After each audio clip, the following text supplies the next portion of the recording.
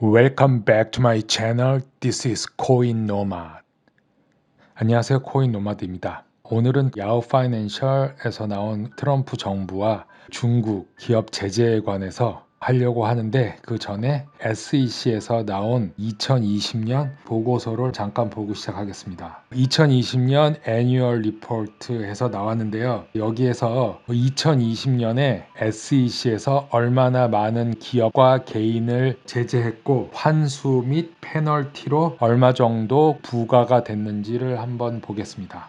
일단 쭉 보면은요, 여기 날짜는 11월 2일 날 사인된 것으로 나와 있습니다. 16페이지부터 보겠습니다. 액션스 해서 2015년에서부터 20년까지 나왔는데 715개의 액션스가 있었다고 나와 있습니다. 금융기관이 들어갈 수도 있고 핀테크 기업도 있을 수 있고 그 다음에 개인 제재도 있었을 수 있습니다. 그렇게 해서 715개를 제재를 했는데 얼마 정도 부과됐나 금액도 나와 있습니다. 4,680 밀리언 달러, 한화로 말하면 5조 원 정도가 부과된 겁니다. SEC가 기업과 개인에게 제재를 해서 환수하고 페널티를 부과한 것은 한국 돈으로 5조 원 정도 부과가 됐다. 사실 리플로 보면은 1.0몇 그 빌리언 달러를 했는데, 그거에 앞서서 테더는 그거보다 1000배가 넘는 벌금을 부과받았다.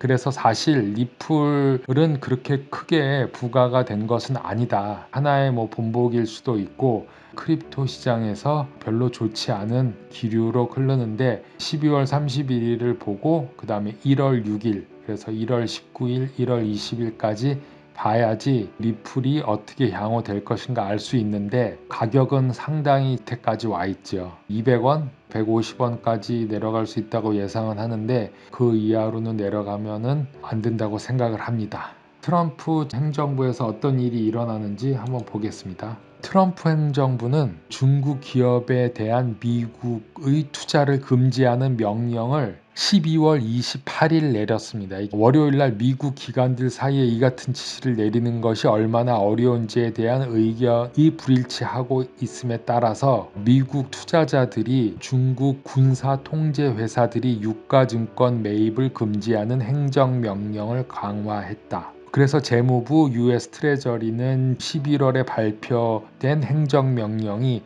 환거래 펀드 및 인덱스 펀드의 투자자와 중국군에 의해 소유 통제되는 중국 기업의 자회사에 적용될 것임을 명확히 하는 지침을 발표했다.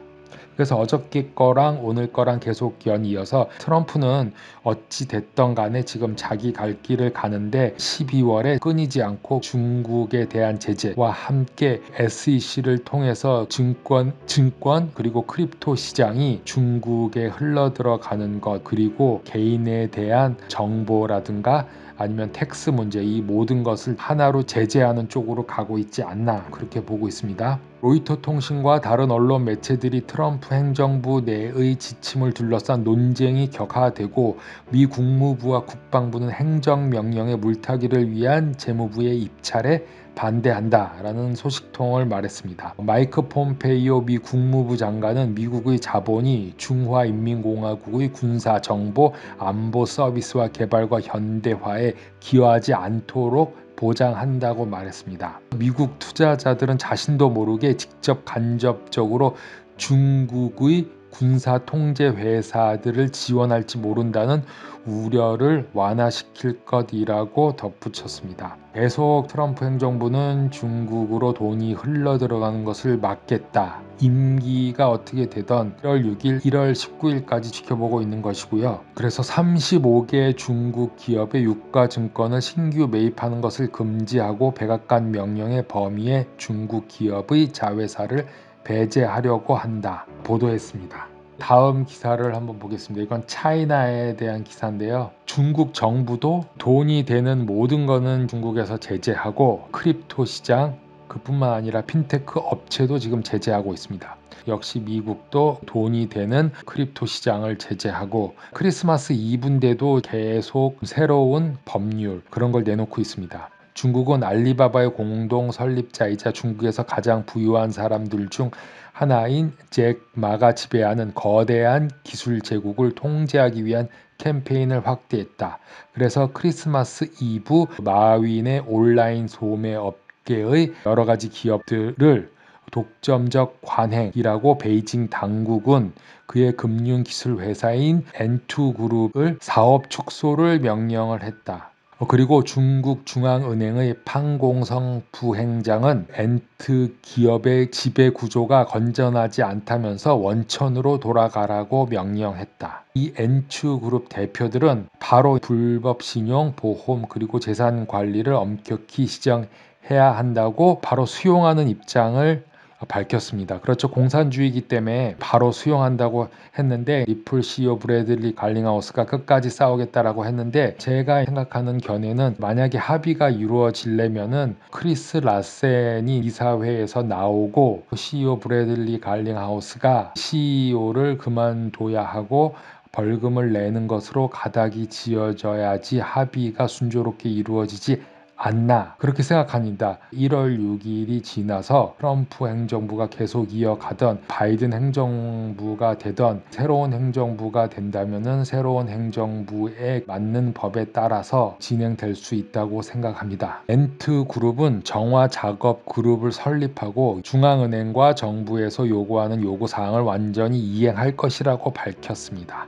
그래서 여러 가지 쭉 나왔는데 하여튼간 알리바바 주식은 4분의 1 이상 가치를 잃었고 중국 공산당 간부들은 N2그룹의 부동산 거래를 막기 위해 개입했다고 비난하면서 반격했습니다. 그리고 이런 거는 계속될 수 있는 우려가 나오고 알리바바에 대한 독점 금지 조사는 아직 벌칙은 명시하고 있지 않지만 투자자들을 많이 걱정하고 있습니다. 곧 벌금, 페널티라든가 환수 조치 이런 게 나올 수도 있겠지요. 이거에 대한 조치는 다른 중국 기술 회사들에게 큰 부담을 주고 텐센트와 같은 기술 핀테크 회사의 주가도 하락하고 있다고 말했습니다. 크리스마스 이브에 중국 국영시장관리국이 알리바바 그룹 홀딩스의 조사를 지시했다 이렇게 나오고 있습니다. 다음 기사는 인도에서 비트코인에 대한 제재, 텍스에 관한 게 나왔습니다. 기사를 잠깐 보고 얘기하겠습니다. 인도는 모든 비트코인 거래에 대해서 18% 세금을 부과하였다.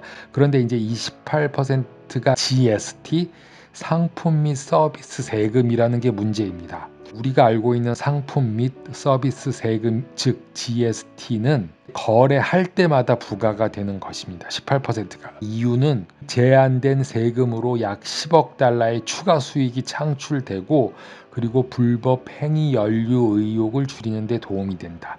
자, 그러면 이것은 어느 나라나 다 똑같다고 보면 될 것 같습니다. 정부의 수익 창출하기 위해서 비트코인과 크립토 마크에 세금을 부과하고 또 불법 행위 연류를 줄이는 데 도움이 된다. 인도에서 하는 이거는 GST라는 거에 대해서 좀 충격이 있을 거로 보입니다. 왜냐하면 보통 5%나 10%까지는 이해가 되지만 사고 팔 때마다 18%의 세금이 부과하는 것은 사고 팔지 말아라 하는 것으로서 보이고 이것은 인도가 최근에 두 번째로 고안한 가상화폐 관련 조세 관련 법률이라는 데서 주목해야 한다.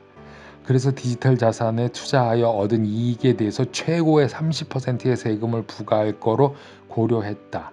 이게 인도의 암호화법 접근법이다. 2018년에서 인도 중앙은행은 협력하는 모든 금융기관들이 어떤 암호화폐 사업과 거래하는 것을 금지했다. 이제 이런 것도 덧붙였습니다. 전 세계가 대충 보면은 최소 미니멈 15%에서 최대 40%까지 각 나라별로 틀리지만 제가 예상하는 거는 22%에서 35% 이익에 대한 세금은 부과될 것으로 보입니다. XRP 그 홀더들이 얼마나 보유하고 있나 0.1%라고 하는 600K 60만 개를 가지고 있는 XRP 홀더 이하들은 다 이렇게 애초 시작할 때부터 계속 팔고 있습니다. 그런 거에 비해서 이렇게 올해라고 불리우는 285만 개 이상을 가진 XRP 홀더 큰 손이 될 수도 있고 기관이 될 수도 있고는 계속 매집을 하고 있다. 매집은 여름에 모자랄 것으로 예상하는 물량을 매집하는 것으로 보이는데 만약에 그때까지 XRP가 딜리스팅, 상장 폐지, 아니면 거래 중지 하거나 아니면 뭐 벤클럽 되거나 리플이 없어지거나 그러지 않는 이상은 최소한 그 이전부터는 반등을 할 것이다 라고 저는 개인적으로 생각하고, 그때까지 살아남는다면은 리플은 비트 이더 다음으로 큰 크립토 시장의 한 부분이 될 것이다 라고 생각을 합니다. 이거는 이제 개인적인 생각이었습니다. 예, 그러면 다음 시간에 뵙겠습니다.